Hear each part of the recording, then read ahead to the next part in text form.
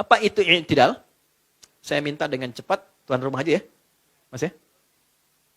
Jazakallahu khair. Pahalanya banyak antum. Insyaallah kalau ikhlas. Lihat sini baik-baik. I'tidal artinya berdiri tegak. Sempurna. Begini. Baik ya. Yang saya mau perhatikan dua bagian. Satu, bagian tubuh atas ini tegak, jadi nggak miring ke depan, nggak miring ke belakang, nggak condong kanan, condong kiri, tegak. Yang kedua, mohon fokus posisi kaki. Dia terbuka sejajar dengan bahu. Ini sudah bagus gini. Jadi nggak terlalu rapat begini, sehingga goyah, nggak terlalu lebar, tapi sejajar dengan bahu. Dan ini dibawa dari sikap awal saat sholat. Jelas? Cuman satu keadaan, kaki ini jadi merapat saat sujud saja. Nanti pas sujud kita bahas. Ini i'tidal, berdiri tegak. Jelas sampai sini? Baik. Sekarang, bagaimana cara berpindahnya dari ruku' ke i'tidal? Izin, ruku' dulu, Mas Baim. Nah, paling gampang, enak, maaf sebelum ruku', berdiri sebentar. Ke kiblat aja langsung ya, ke sini ya. Baik. Silahkan, ruku' dulu.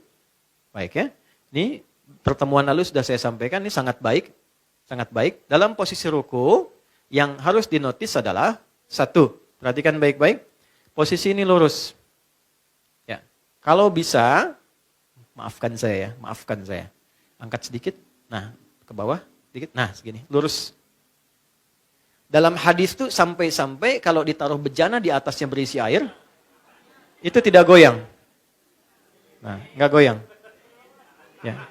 Ini sampai akhir ya nanti. Ini gini. Ya, ini begini. Kemudian bagaimana meluruskan ini? Izin ya, maaf. Tangan ini yang telapak, tempelkannya di lutut. Dan ditekan. Nekan.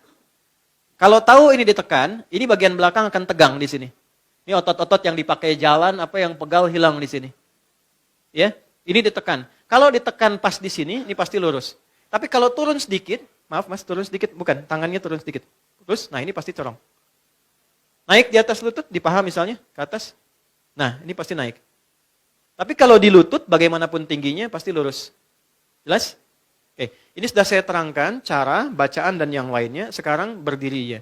Begitu sudah ruku, perhatikan, jangan sampai berdiri, kata Nabi dalam hadisnya, jangan sampai berdiri kecuali engkau merasa tenang dulu. Tenang dalam ruku. Hatta tatma'inna raki'ah. Sampai engkau merasa tenang dalam ruku.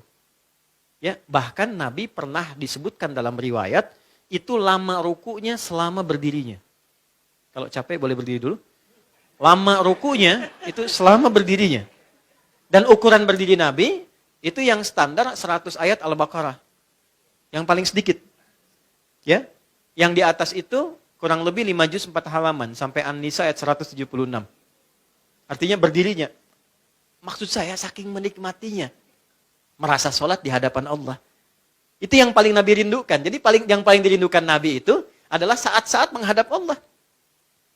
Maaf ya, teman-teman gak pernah ketemu anak misalnya atau teman. Udah lama gak ketemu, dia pergi keluar negeri, tiba-tiba kasih kabar, nanti aku pulang besok ya, mendarat di Suta jam 9. Kira-kira Anda datang ke bandara jam berapa? Jam 8. Mustahil.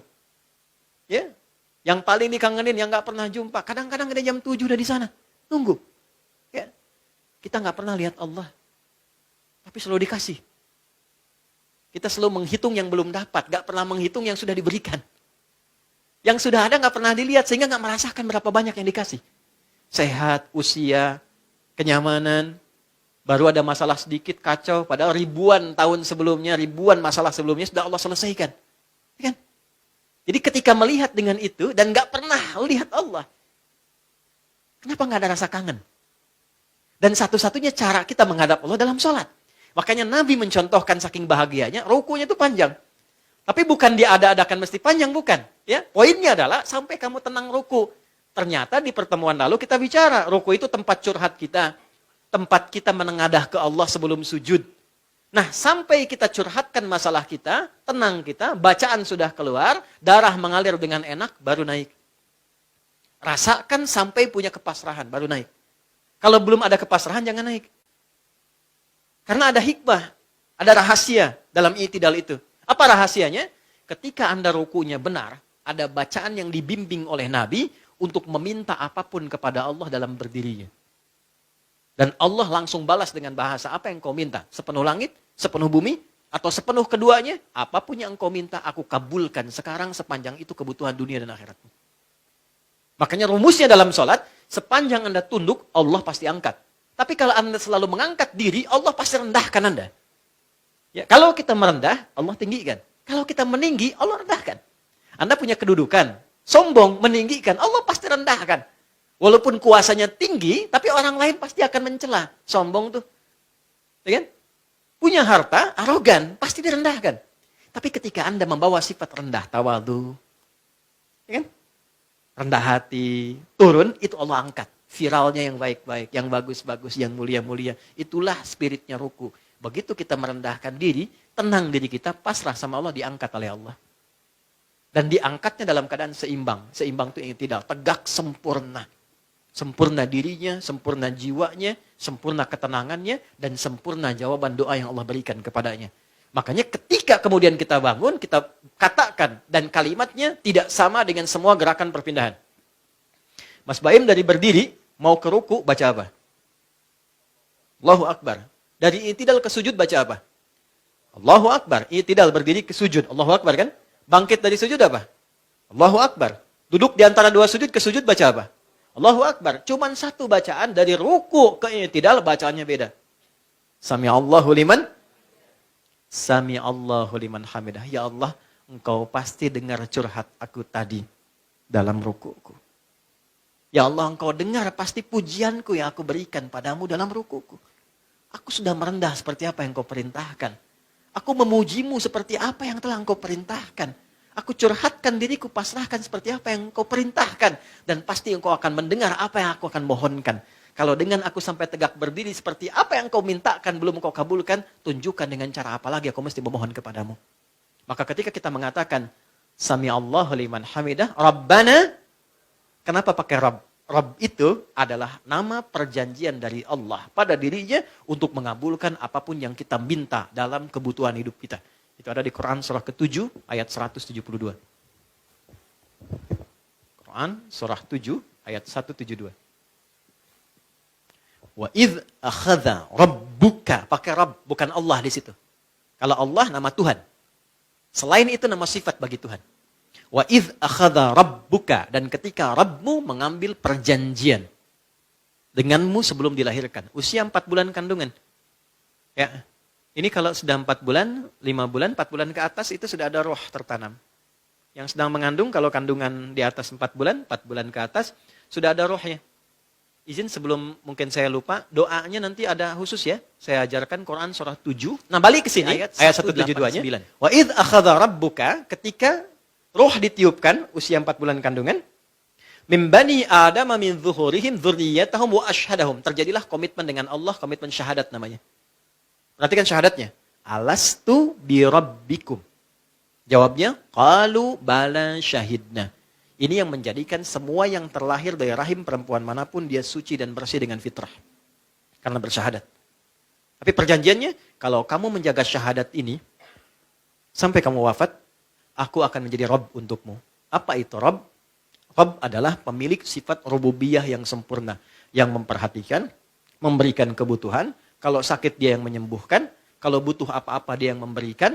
Kalau kemudian Anda salah dia maafkan. Kalau dosa dia ampuni. Semua sifat kebaikan diberikan.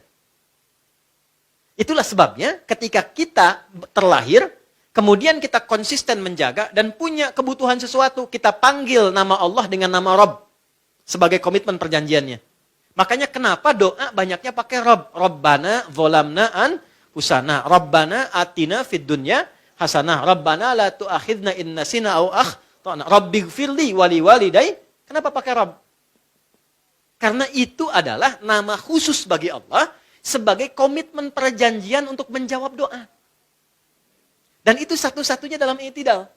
Begitu kita bangkit, ini bukan ilmu takatik ya. Sami'allahu liman hamidah, seperti tadi saya terangkan, Rabbana walakal hamd. Ya Allah, engkau berjanji dengan namamu akan mengabulkan apa yang aku minta. Sekarang aku telah tunaikan apa yang engkau minta. Dan aku puji engkau dengan komitmenmu untuk mengabulkan apa yang pernah engkau janjikan. Dijawab oleh Allah, mil as-samawati, wa mil al-ardi, wa mil ma syi'ta min syai'in ba'du. Engkau mau minta apa? Mil as-samawati, sepenuh semua 7 langit. Permintaanmu sepenuh langit. Wa mil al-ardi, engkau punya kebutuhan sepenuh bumi. Wa mil ma syi'ta, atau engkau punya kebutuhan sesuai kehendakmu di luar langit dan bumi.